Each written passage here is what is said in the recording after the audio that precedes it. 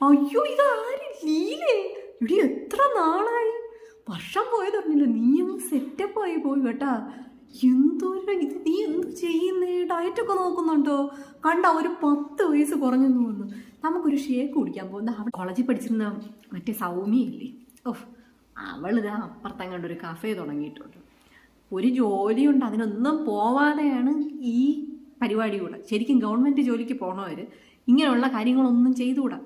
അവൾ വേറെ ആരെയും അവരുടെ ബന്ധുക്കളുടെ പേരിൽ ഞങ്ങളുടെ ലൈസൻസ് എടുത്താണ് ചെയ്യണത്. കുറേ ഷേക്ക് ഉണ്ടാക്കി വിൽക്കുക. പൊന്നെ വായി വെക്കാൻ കൊള്ളത്തില്ല.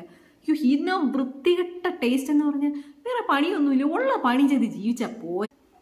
ഷേക്ക് എന്നൊക്കെ പറഞ്ഞാൽ എന്താ, തങ്കപ്പൻ ചേട്ടൻ്റെ കഫേയിലെ ഷേക്ക്. ചേട്ടൻ്റെ ഷേക്കാണ് ഷേക്ക്.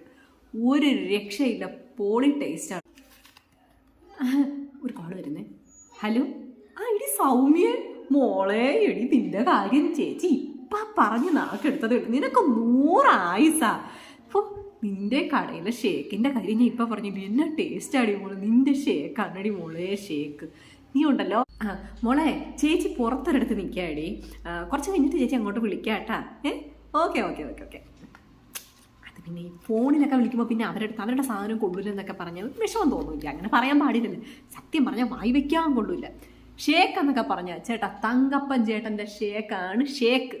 അതിനെ കഴിഞ്ഞിട്ട് ഉള്ളു വേറെ എന്തും.